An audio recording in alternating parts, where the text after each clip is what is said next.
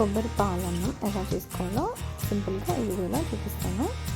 ఇంకా stove on చేసుకొని whole spices వేసుకోవాలి. అంటే బిర్యానీ ఆకు, యాలకులు, చెక్క, మొగ్గ, లవంగం ఇవి వేసుకొని, అలాగే ఉల్లిపాయ ముక్కలు, పచ్చిమిర్చి రెండు వేసుకొని ఫ్రై చేసుకోవాలి.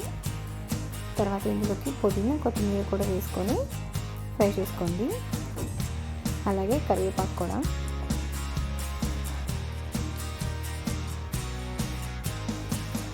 ఇంకా కూడా లైట్గా ఫ్రై చేసుకున్న తర్వాత ఇందులోకి 1 టేబుల్ స్పూన్ అల్లం వెల్లుల్లి పేస్ట్ కూడా వేసుకొని ఫ్రై చేసుకోండి, పచ్చివాసన పోయేంత వరకు.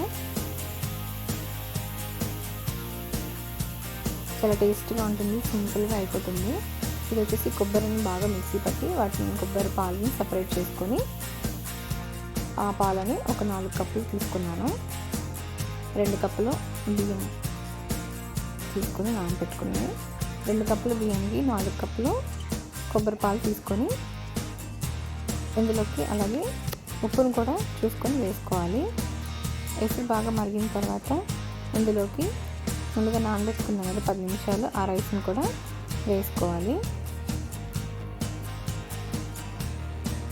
1 నిమిషం విధంగా కలిపి, అదే మీరు గ్లాస్తో చేసుకునే పని అయితే 1 గ్లాస్ బియ్యానికి 2 గ్లాసులు కొబ్బరి పాలు తీసుకోవాలి. మూత పెట్టి ఇలా మనం రైస్ ఎలా వండుకుంటామో అలా ఉడికించుకున్న తర్వాత స్టవ్ ఆఫ్ చేసుకోవడమే. Thanks for watching. Like, share and subscribe my channel.